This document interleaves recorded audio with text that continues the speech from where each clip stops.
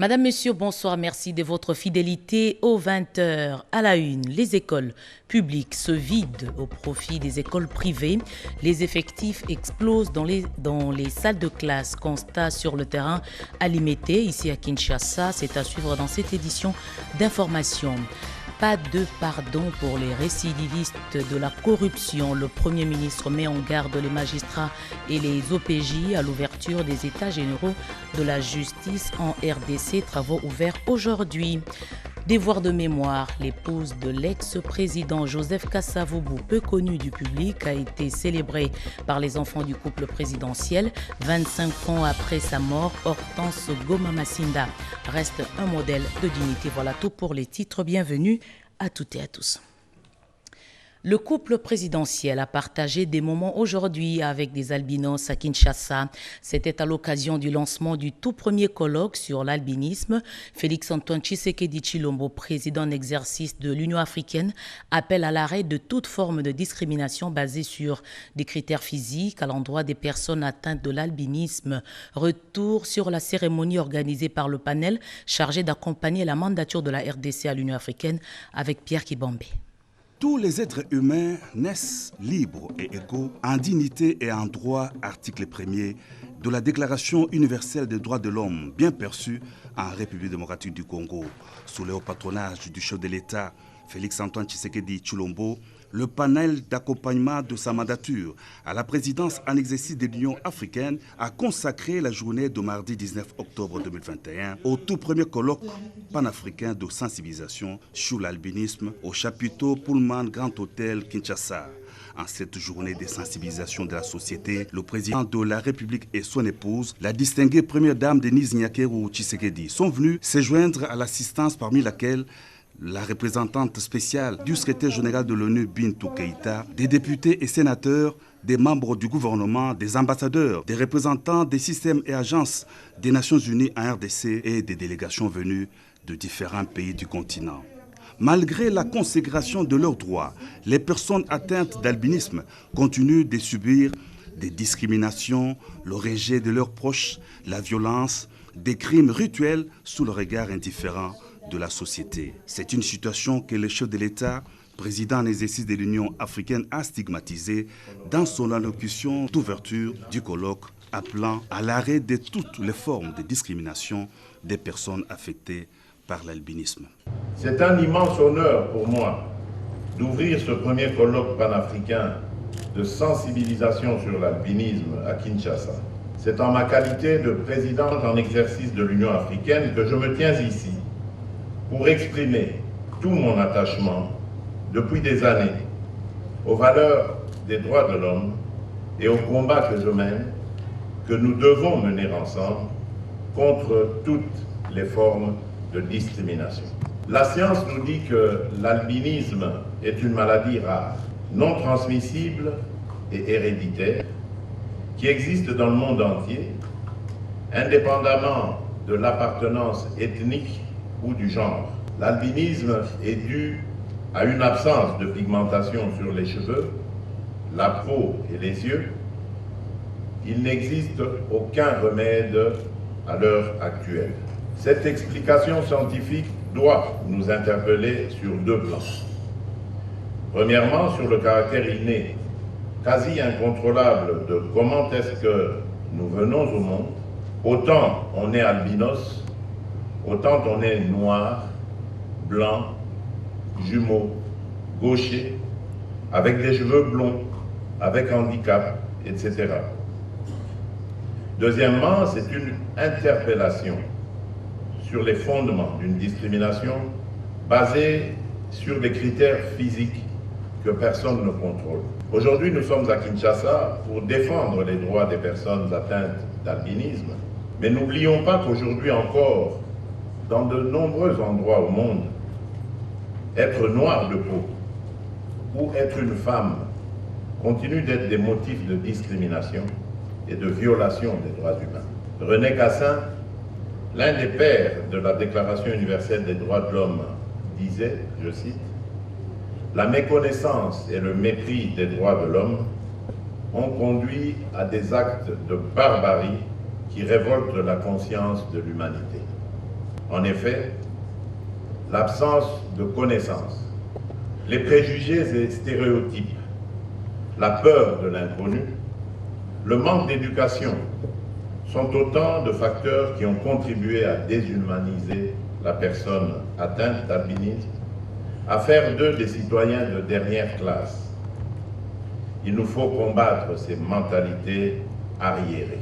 Lutter contre les discriminations des personnes affectées par l'albinisme est non seulement un devoir, mais aussi une obligation, a renchéri le président de la République. Auparavant, la représentante spéciale du secrétaire général de l'ONU en RDC, Bintou Keïta, qui a notamment félicité le pays pour la création d'un département en charge des personnes vivant avec handicap au sein du gouvernement. Le coordonnateur du panel d'accompagnement de la mandature du chef de l'État à l'Union africaine, Toumba Luaba, et tous les autres intervenants ont salué la tenue de ce premier colloque africain visant la sensibilisation de la société, la mise sur pied des plans d'action et des réformes en vue de l'amélioration des conditions de vie des personnes affectées par l'albinisme. Ce colloque qui doit conduire à plus de solidarité africaine en faveur de ces frères et sœurs qui doivent jouir des mêmes droits que tous les humains.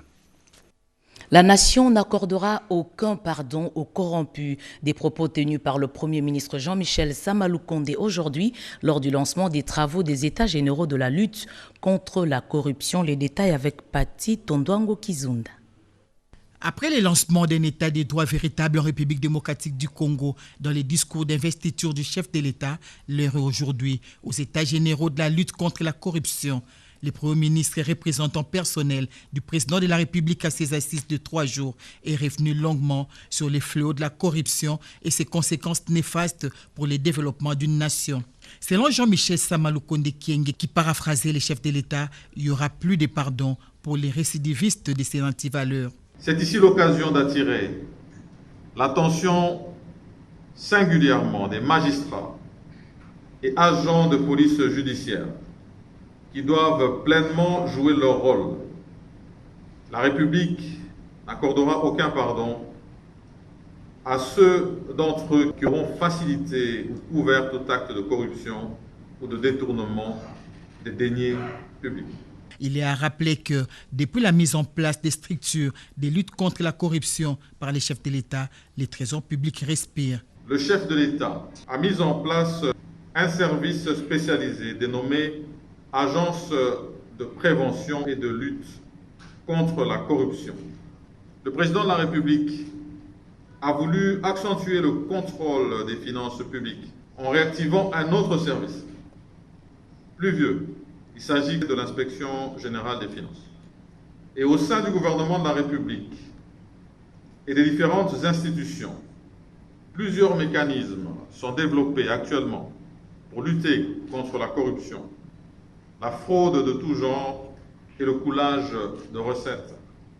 L'embellie actuelle de nos finances publiques est donc l'œuvre de la conjugaison et des efforts de toutes les institutions que je viens de citer. Tous les efforts pour l'éradication de la corruption s'avèrent permanentes et régulières pour permettre le partage équitable des ressources du pays à tous les Congolais, a rassuré les chefs de l'exécutif national à l'assistance. La corruption est un frein pour le développement, a affirmé la ministre d'État à la Justice Rose Mutombo, qui a salué les parrainages du chef de l'État des 16 États généraux, assises appelés à tourner la page définitive de la corruption sur toutes ses formes. Organisés avec l'appui du PNUD, ces États généraux de la lutte contre la corruption en République démocratique du Congo visent à établir les causes de ces maux pour départir de la théorie à des fins pragmatiques. Organisés avec l'appui du PNUD, ces États généraux de la lutte contre la corruption en République démocratique du Congo visent à établir les causes de ces maux pour départir de la théorie à des fins pragmatiques. Et puis ce déblocage dans l'affaire des passeports commandés par des Congolais vivant en Afrique du Sud, ils ont attendu plus de 2 ans. Près de 400 passeports vont être acheminés à Pretoria. Des éléments d'explication sur ce retard avec Edith Chalakatala et Doris Mozotambwe. Ils voient enfin le bout du tunnel. Eux, ce sont ces Congolais résidant en Afrique du Sud qui attendent leur passeport depuis plus de 2 ans. Ce jour, 395 passeports ont été présentés au vice-premier ministre, ministre des Affaires étrangères, Christophe Lutundula, et seront acheminés sous peu au pays de Mandela pour que les requérants rentrent dans leurs droits. Plusieurs éléments militent en faveur d'un contrôle rigoureux des missions diplomatiques comme l'a initié le vice-premier ministre, ministre des Affaires étrangères, Christophe Lutundula. En Afrique du Sud, près de 133 demandes ont été formulées à l'ambassade de la RDC à Pretoria, mais les traces n'ont jamais été retrouvées dans les serveurs à Kinshasa. Le passage en tout début de ce mois d'octobre de Christophe Lutundula à la Commission économique et financière du Sénat a levé un pan du voile sur l'opacité qui a caractérisé la gestion des missions diplomatiques congolaises. Phénomène étrange observé dans les écoles de Kinshasa, des parents reprennent leurs enfants des écoles publiques pour aller négocier des places dans les écoles privées. C'est la conséquence de la grève lancée par les enseignants des écoles publiques. Constat à Kinshasa à l'école Massamba avec Yohan Voka et Jean-Louis Ilunga. D'une moyenne de 30 élèves au double, le salle de classe des écoles privées au bord de la saturation. La grève déclenchée par certaines écoles conventionnées, jugées illégales par le gouvernement, serait à la base de l'exode constaté. 2 élèves du public vers le privé.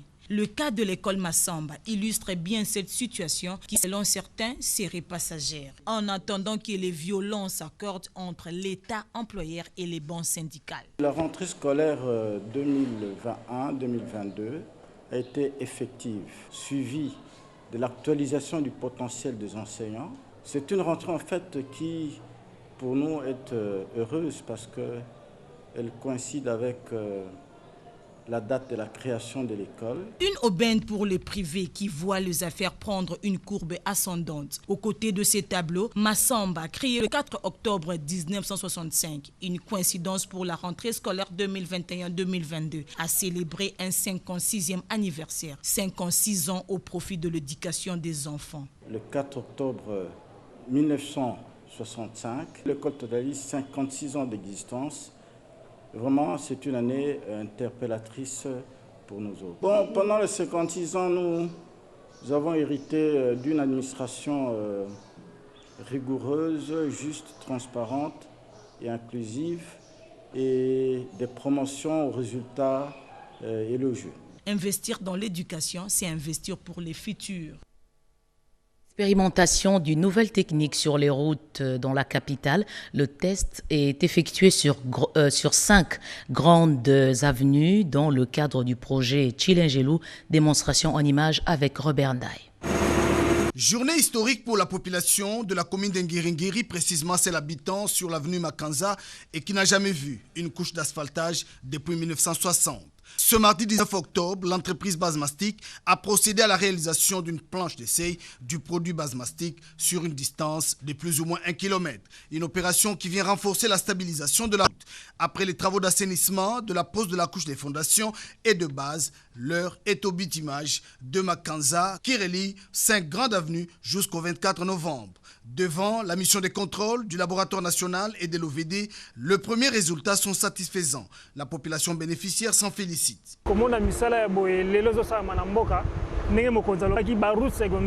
Je remercie le chef de l'État. Ce genre de travaux devrait être fait depuis plusieurs années. Qu'il continue et que Dieu le garde. C'est vraiment une bonne chose et ça vraiment satisfaction pour le peuple congolais dans l'ensemble. Greg 7 a bien compris que la stabilisation du sol est une étape importante dans la construction d'une bonne route. Stéphane Mundadi, DGA de cette entreprise, rassure. Nous faisons ce que le président nous a demandé. Passer à la vitesse supérieure, terminer le travail, donner une route durable, solide. C'est ce que nous sommes en train de faire. Bazmastic, une technologie innovante, est une nouvelle approche de la construction des routes pour augmenter leur durée. L'imprégnation de Bazmastic, en contact avec les vrais matériaux, ça donne 15 à 20 ans. Chilengelou entre dans sa deuxième phase importante. Pendant ce temps, le chargement de la couche des fondations se poursuit. Makanza ressemblera bientôt à d'autres routes dans la capitale congolaise. Des quais portuaires sont en construction pour 4 sites le long du lac Kivu pour assurer le transport confortable des populations. C'est une promesse du chef de l'État faite aux compatriotes de Kalehe, endeuillés il y a quelque temps suite à un naufrage. Pacifique Karacha, émissaire du président de la République, est arrivé sur place. 4 quais portuaires modernes sont en train d'être érigés dans différents sites de Kalehe Centre, Mukwija, Kinyezire et Kasunyu, conformément à la promesse faite par le président Félix Tshisekedi aux habitants du site Kivu après le naufrage d'avril 2019, emportant plus de 150 personnes sur le lac Kivu. Le premier chantier entamé ici au port de Kalehe, les travaux avancent à pas de géant. Les ouvriers de la société LAES sont à pied d'œuvre pour remettre l'ouvrage d'ici 2 mois aux autorités congolaises. Le président Félix Tshisekedi a dépêché son chargé de mission, M. Pacifique Karacha, pour se rendre compte de l'évolution des travaux. Pendant que nous sommes en train de travailler pour réhabiliter la route de Goma, Bukavu, qui passe par Kalehe et par Minova, mais nous avons cette autoroute naturelle qui, pour l'exploiter, a besoin de quais. Et le chef de l'État est en train de vous construire des quais. Okay? C'était une promesse, mais aujourd'hui c'est une réalité. Ce n'est pas un théâtre. Ce premier quai va être opérationnel, il y aura le deuxième, il y aura celui de Minova également qui va suivre. Et donc il vous appartient également de travailler à partir de maintenant pour commencer à anticiper sur comment ceci va être profitable aux populations. Félix Tshisekedi veut mettre fin au calvaire des milliers de personnes qui empruntent la voie maritime dans les territoires de Kalehe. À partir de cet acte qu'il venait de faire ici chez nous, nous voulons demander à toute la population de lui faire confiance, de lui emboîter vraiment les pas dans tout ce qu'il va faire comme projet, afin que nous voyons notre pays être développé. Avec ses 32 mètres de longueur et 15 mètres de profondeur, l'ouvrage permettra également les bateaux de grand tonnage d'accoster sans difficulté. Ces travaux sont supervisés par Vani Bichweka, qui ne cesse de soutenir les actions du président de la République. Restons dans la province du Sud Kivu. Cette province entre de plein pied dans le logiciel de la chaîne de recettes. Ce nouvel outil permet de réduire les interventions humaines dans la perception de recettes publiques. À l'instar des autres provinces, la province du Sud Kivu vient d'entrer depuis le samedi 16 octobre dans la chaîne informatisée de la perception des recettes de l'État sur toute l'étendue de la République démocratique du Congo. C'est grâce au projet ISIS Régie, un logiciel de perception informatisée des recettes de l'État est mis en place par le ministère national des Finances, avec comme objectif la transformation de la procédure de perception, la transparence de la traçabilité et la fiabilité des informations sur les recettes et la trésorerie. Ce logiciel vient réduire l'intervention humaine pour la perception des recettes de l'État. Monsieur Didier Bazangika, coordonnateur de ce projet, parle de l'objet de sa mission, mais aussi des services concernés par l'utilisation de ces logiciels. Donc, l'équipe de déploiement se retrouve ici à Bukavu pour former les agents de la douane, de la DGI, de la DGRAD, des banques commerciales, de la CADECO, y compris même de la Banque centrale, pour pouvoir s'approprier les fonctionnalités majeures de ce logiciel. Pour le vice-gouverneur du Sud Kivu, Marc Malagoka Shekere, ce logiciel permettra à la province d'avoir une source d'informations supplémentaire sur les ressources mobilisées par elle pour les comptes du pouvoir central et pour faire l'estimation de la rétrocession qui revient à la province. L'hôtel Panorama de la commune d'Ibanda a servi de cadre à cette activité. Le gouvernement a pensé aux retraités dans la loi de finances. Pour avoir une idée claire sur la part leur réservée, Aimé Boji, ministre du Budget, était passé en commission à l'Assemblée nationale. Riki Nzuziloya. Quel est le sort réservé à la catégorie des agents retraités par l'administration publique congolaise? Une question bien prise en compte par le gouvernement. Confirmation du ministre d'État, ministre du Budget, Aimé Boji Sangara, invité à la commission sociale et culturelle de l'Assemblée nationale. Cette commission voulait s'intéresser également au respect des engagements financiers du pouvoir public vis-à-vis de l'agent de l'État.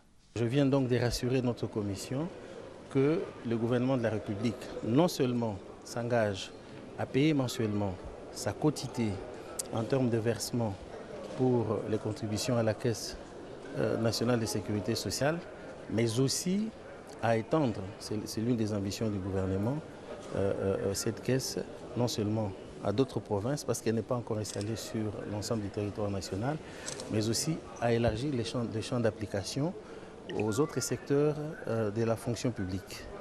Cet exercice du ministre d'État Bojik, accompagné le vice-ministre du budget Élisée Bokoumouana, a bien fixé la commission en plein examen du projet de loi portant régime spécial de la sécurité sociale des agents publics de l'État.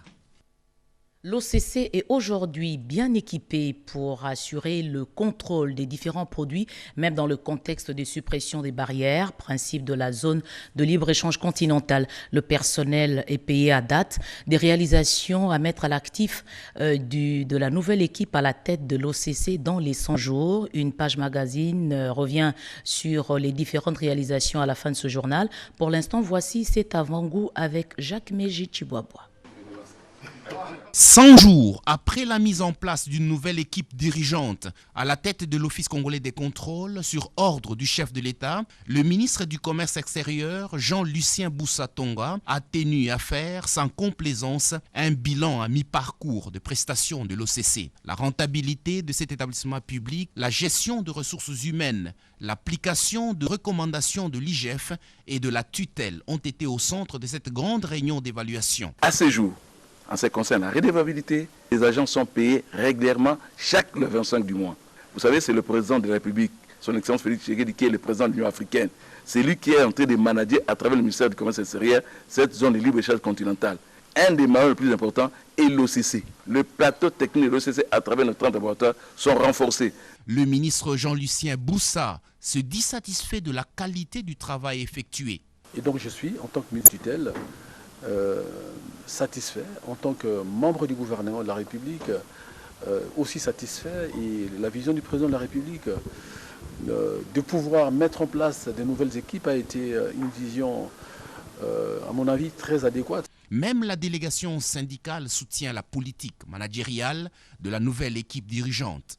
Conduite par le PCA de l'OCC AI, Lambert Osango, la délégation était composée du directeur général par intérim, Gabi Loubiba Mampouya, du directeur général adjoint par intérim, Romain Lobontekeshawa Chiboaboa, de représentants de la délégation syndicale et des agents et cadres de l'OCC. La lutte contre Ebola doit être renforcée. Le ministre de la Santé a eu des échanges avec une délégation de l'Union africaine sur un appui. La délégation du Centre africain des contrôles et des préventions des maladies, Africa CDC, veut appuyer le gouvernement congolais dans l'éradication de la maladie à virus d'Ebola qui sévit actuellement en République démocratique du Congo, plus précisément dans les Nord Kivu. C'est ce qui ressort de leur entretien avec le ministre de la Santé publique, Jean-Jacques Mbungani, et la vice-ministre Véronique Kilumbankulu. Les coordonnateurs terrain d'Africa CDC expliquent. Nous sommes venus appuyer le pays dans le cadre de la riposte contre la maladie à virus Ebola et aussi la méningite.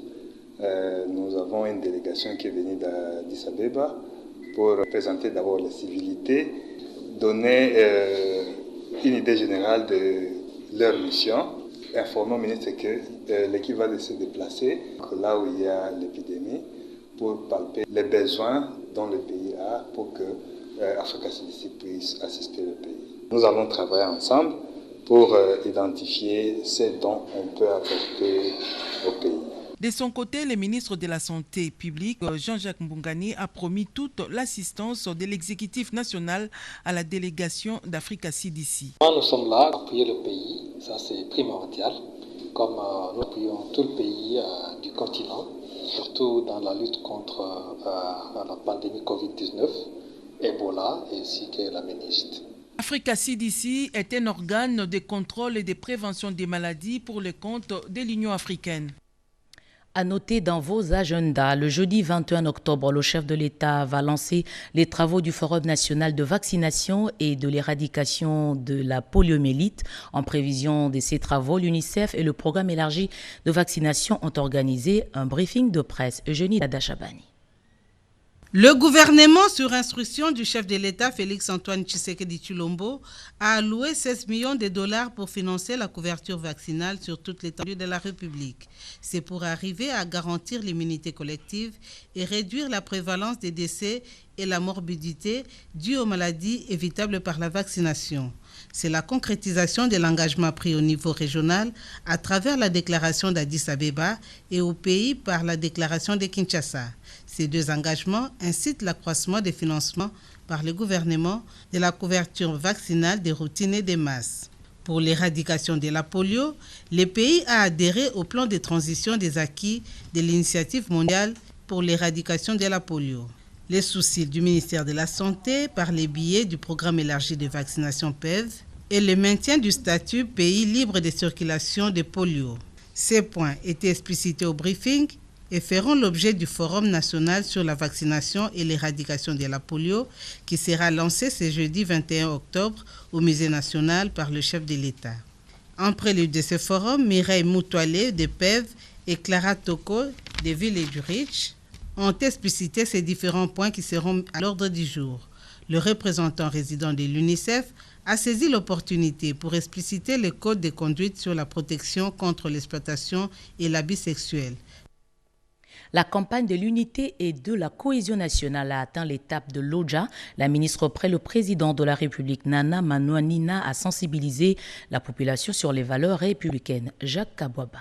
Après les provinces du Kwango, Kwilu et Kasaï oriental, direction l'Odja dans la province de Sankourou, où la ministre après le président de la République poursuit sa tournée de sensibilisation à l'unité et à la cohésion nationale. Un bon pédagogue, professeur Nana Manoanina Kyumba n'a pas lésiné à éveiller la conscience de la population de cette partie de la République démocratique du Congo sur la quasi-totalité des sentiments de solidarité, de cohésion et de l'unité nationale.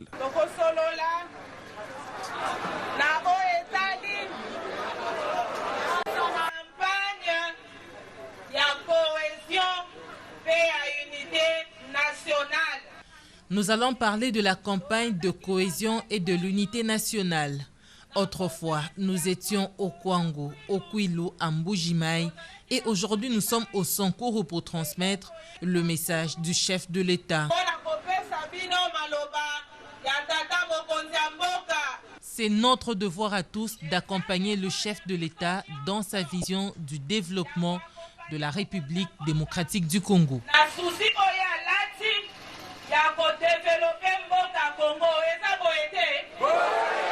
L'Odja, dans son ensemble, a apprécié ce message et a promis son accompagnement de cette vision du garant de la nation, Félix-Antoine Tshisekedi Tshilombo, dans cette campagne d'éveil patriotique.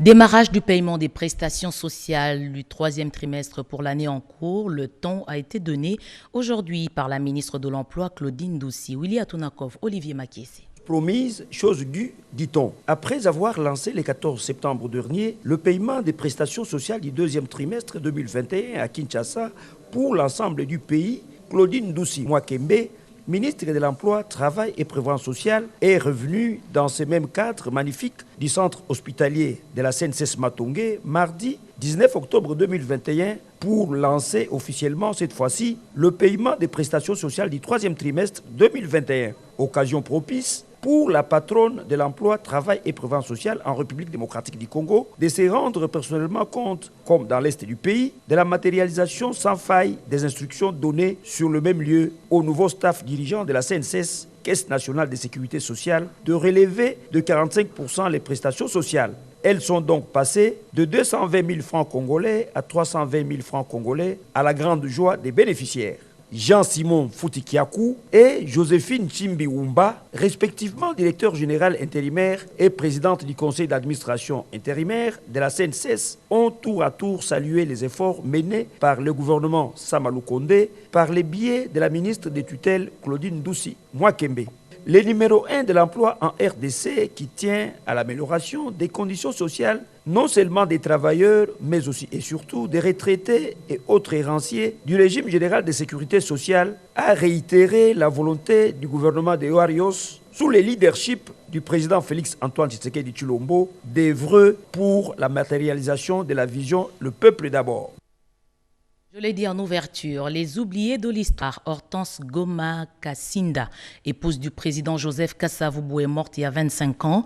Une cérémonie a été organisée à Kinshasa par les enfants du couple présidentiel pour honorer sa mémoire. Je vous laisse découvrir ce visage inconnu du public. Elle est restée toujours dans l'ombre, aux côtés de l'homme avec qui elle a partagé sa vie. Comment comprendre le silence autour de la vie de cette brave aux qualités exceptionnelles, partagée en héritage aujourd'hui par la dynastie. 25 ans après sa disparition, l'épouse du président Joseph Kasavubu a été célébrée à l'initiative de sa petite fille qui porte son nom. Le 24 mars 1969, elle perdra son époux et se retrouvera à devoir assumer seule la charge de ses enfants.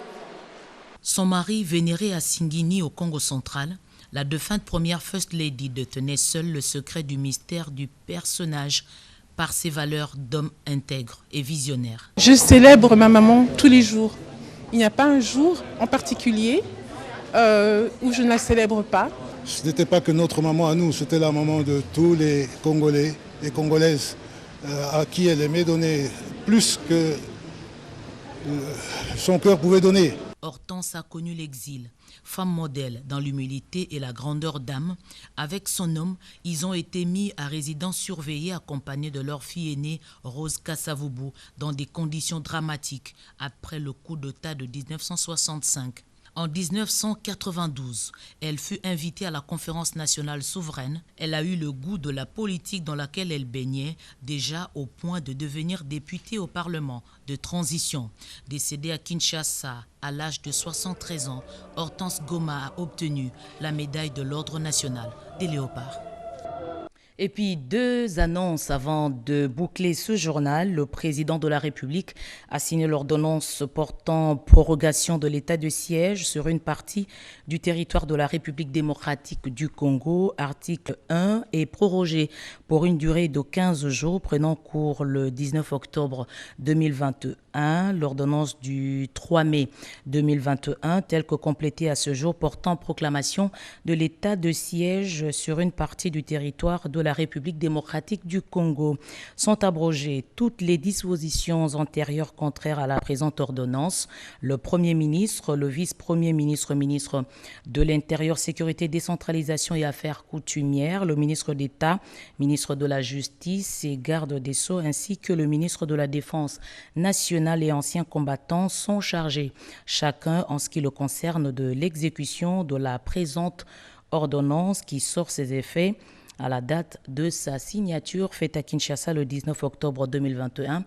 Félix Antoine Tshisekedi Tshilombo, Jean-Michel Samaloukonde, Premier ministre, pour copie certifiée conforme à l'original, le cabinet du président de la République, Guilain Niembo Mbouizia, directeur de cabinet. Et puis la nécrologie.